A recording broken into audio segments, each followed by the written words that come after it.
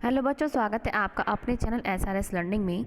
बच्चों, ये जो हमारी आज की वर्कशीट है ये है 10th क्लास की वर्कशीट और हिंदी की, जिसमें हमारा लखनवी अंदाज की पुनरावृत्ति मतलब रिवीजन है। ठीक है, हम पहले पढ़ते हैं फिर इसके क्वेश्चन आंसर जो है हम करते हैं। संदर्भ पाठ 12 पुनरावृत्ति लखनवी अंदाज, यशपाल क्षितिज भाग 2। ठीक है, अब क्या है, निम्नलिखित अंश को ध्यानपूर्वक पढ़िए और पूछे गए प्रश्नों का क्या है हमें उत्तर देना है। हम तो देते हैं क्या है कि व्यंग साहित्य की एक विधा प्रक्रिया है।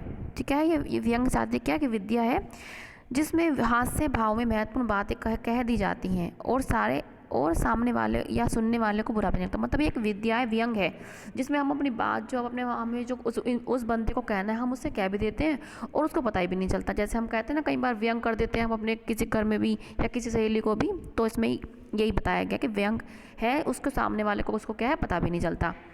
और क्या है, लखनवी अंदाज पाठ यशपाल जी द्वारा लिखित एक व्यंग है। अब आपको क्वेश्चन ये आ सकता है कि जो ये पाठ है ये किसने लिखा है, तो ये किसने लिखा है, यशपाल जी के द्वारा लिखा गया है। प्रस्तुत व्यंग पाठ में पतनशील सामंती समाज, जो जमींदार है वर्ग का कटाक्ष करते हुए लेखक ने कहा है कि मतलब उस पर कटाक्ष कर रहा है। ठीक है, कि ये वर्ग वास्तविकता से बेखबर एक बनावटी जीवन शैली का आदी है। कि मतलब उसमें जो जमींदार अब है, मतलब वो एक बनावटी ज़िंदगी जी रहा है, वो मतलब वो असली ज़िंदगी नहीं जी रहा है, वो बिल्कुल ही बनावट में रह रहा है। लेखक ने इसे परजीवी संस्कृति का है, और लेखक ने क्या कहा है, इसे परजीवी संस्कृति का है। क्यों? क्योंकि ये अपनी जो है अपनी सच्चाई को, अपनी जो उनकी अपना नेचर है उसको नहीं दिखा रहा है, लेकिन वो एक बनावटी ही जो पहले से चला आ रहा है उसको ही क्या है दिखावा कर रहा है इसमें। जैसे कई लोग होते हैं ना, बहुत दिखावा करते हैं, दिखावे के लिए हर चीज़ करते हैं, ऐसे ही ये क्या है, ये वाली जो वास्तविकता है उसकी। इस पाठ में लेखक ने लखनऊ के एक नवाब की दिखावटी जिंदगी का वर्णन किया।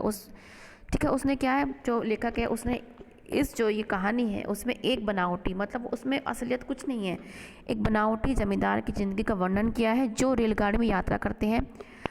जैसे आप देख रहे हैं, दो क्या है रेलगाड़ी में मिलते हैं, समय बिताने और शौक के लिए खीरा खरीदते हैं और सामने बैठे लेखक से खीरा खाने के लिए पूछते हैं। तो क्या है, ये जो मतलब बनावटी जो जमींदार बैठा हुआ है ये खीरा खाने के लिए लेखक से पूछते हैं। लेखक के मना करने पर उस खीरे को धोते हैं, लेकिन लेखक को वो कहते हैं ना, शुरू शुरू में होता है ना कि हम कहीं जाते हैं अजनबी रेलगाड़ी में, जब कभी घूमने जाते हैं तो कोई हमसे पूछता है कि आप ये लेंगे, लेकिन हम शर्म और शर्म में शुरू शुरू में हम मना करते हैं, नहीं नहीं हम नहीं लेंगे, नहीं नहीं नहीं नहीं। ऐसे ही उस लेखक ने किया। फिर उसके लेखक के मना करने के बाद क्या है, उसने जो जमींदार था इसने खीरे को क्या है धोया, फिर उसको पूछा, फिर करीन से काटते हुए, मतलब बहुत ही आराम से काटते हुए स्टाइल में, फिर जीरा मिला, नमक मिर्च छिड़क, तो जैसे मतलब उसमें बहुत सारा मिला नमक मिर्च मिला के, जब देखते ही मुंह में पानी आ जाए ऐसे वाला, और पुणे लेखक से लेने का आग्रह करते हैं। फिर मतलब वो इतना सारा सामान डाल के मतलब उसको इतने आराम से पूछते हैं, काटते हैं, उसे मतलब जीरा डालते हैं, नमक डालते हैं, मिर्च डालते हैं, फिर दोबारा वो लेखक से पूछते हैं क्या आप लोगे। लेखक पहले इनकार किए जाने के संकोच वश मुंह में पानी के बावजूद भी दोबारा मना करते हैं। लेकिन क्या होता है, जब हम शुरू में कभी मना कर देते हैं तो हम अपनी ही शर्म में हम रह जाते हैं। ऐसे ही लेखक था, वो भी अपनी शर्म में ही क्या है उसने नहीं कहा, फिर दोबारा से उसने कहा नहीं नहीं मैं नहीं ले रहा। ठीक है, तो नवाब साहब खीरे के एक एक फाँक को उठाकर मुंह के पास ले जाते हैं, नाक से सूंघते हैं और खिड़की से बाहर फेंक देते हैं। तो इसमें क्या है, मतलब वो मुंह तक तो लाते हैं लेकिन उससे क्या है बस सूंघते हैं और उसको क्या है खिड़की से बाहर फेंक देते हैं। ये मतलब उसकी एक सोच है कि एक लेखक तो ये खा नहीं रहा और खीरा मैं खाऊंगा, तो ये क्या है झूठी उसकी एक बनावटी जो है दुनिया में वो जी रहा है अपनी। ठीक है, तो हमने ये पढ़ लिया है। अब क्या हम इसके क्वेश्चन आंसर करते हैं। क्या है, व्यंग विद्या की क्या विशेषता होती है। बच्चों, ये सारे क्वेश्चन मैंने आपके लिए लिख रखे हैं, चिंता मत कीजिए। तो व्यंग विद्या क्या विशेषता होती है कि इसमें जो इंसान है, व्यक्ति है, वो दूसरे को बात कह भी देता है लेकिन उस सामने वाले को पता भी नहीं चलता। तो हम किसके क्वेश्चन देखते हैं। क्या ये रहा आपका फर्स्ट क्वेश्चन, क्या कि व्यंग विद्या एक ऐसी विद्या है जिसमें हास्य भाव में, मतलब हंसते हंसते महत्वपूर्ण बातें कह दी जाती हैं और सामने वाले या सुनने वाले को बुरा भी नहीं लगता। मतलब होता है ना, नॉर्मल ज़िंदगी में भी आप सोच के देखो, ऐसी कई चीज़ें होती हैं जो हम मतलब हंसते हंसते बोल देते हैं और दूसरे वाला मतलब बुरा भी नहीं मान पाता, उसे पता भी नहीं चलता कि हमने क्या बोल दिया।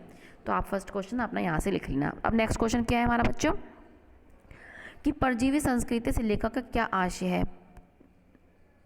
तो ये क्या है, ये रहा कि परजीवी हम यहाँ से पढ़ेंगे कि परजीवी संस्कृति से लेखक का अभिप्राय बनावटी जीवन शैली से, मतलब परजीवी क्या होते हैं, जो दूसरों पे क्या होते हैं, निर्भर होते हैं। ऐसे ही मतलब बनावटी जीवन शैली जी रहे हैं ये, उनकी मतलब कुछ अपना दिखा नहीं रहे हैं, बनावटी मतलब अपने आप में ही बनावट की चीज़ लिए बैठे हैं, जिसमें दिखावटी ज़िंदगी के जिया जाता है और वास्तविक से बेखबर होते हैं, और मतलब अपनी ही मतलब दिखावटी में जीते हैं लोग। कहीं होता है ना, कहीं शान में जीते हैं, महंगे महंगे कपड़े लाते हैं मॉल से, लेकिन होते वो कुछ भी नहीं, नॉर्मली हमें यहाँ से ही मिल सकता है। तो इसी तरीके से वो बनावटी ज़िंदगी वो उस तरीके की, ठीक है। एज एग्जाम्पल मैंने आपको समझाया।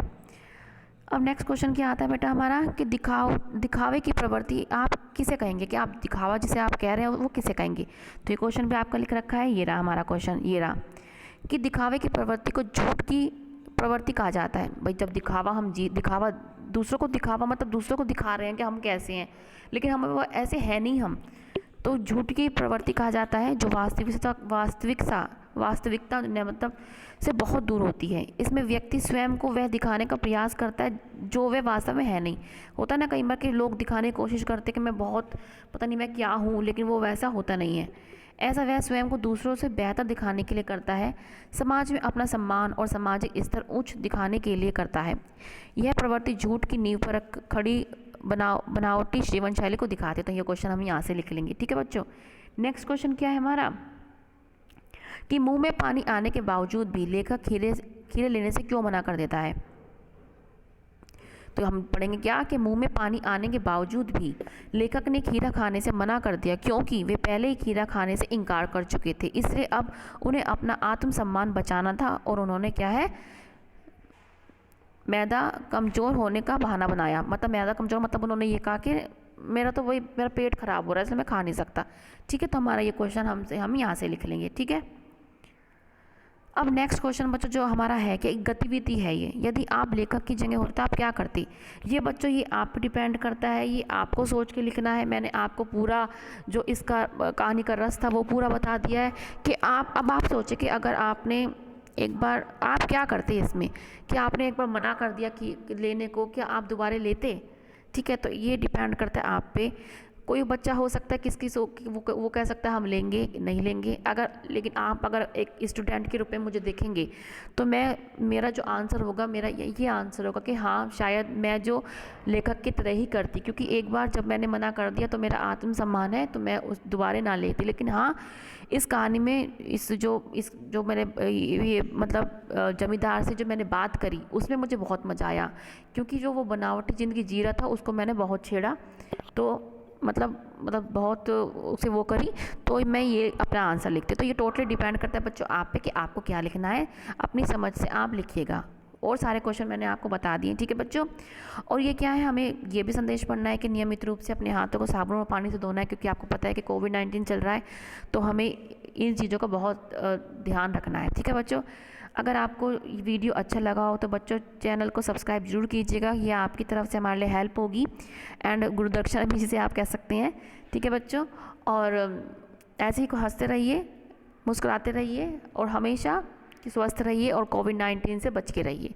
बाय बच्चों, अब हम मिलते हैं आगे की वर्कशीट के साथ, ठीक है बच्चों, बाय बच्चों।